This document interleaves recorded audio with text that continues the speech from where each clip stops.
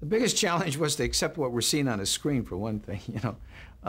Yeah, we got a call to dub the pilot. We did it at that time. It was called Producer Studio, which is now Raleigh Studios. I had a dubbing room in there for about 30 years. So we dubbed it in that particular room.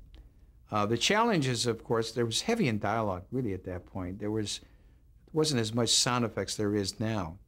And the only thing I can remember is I wasn't on a set. I wasn't in the dubbing room when they were mixing. I'd just go there occasionally and to see how things were going, and then I'd leave. And my crew used to tell me, this is the worst bunch of crap they've ever seen. It'll never get anywhere with the big pointed ears and all this stuff. Boy, were they wrong. But that's where I met Roddenberry for the first time, and very nice man to work with, and never thought anything about it. We even forgot that we did the pilot until years later, when it became successful.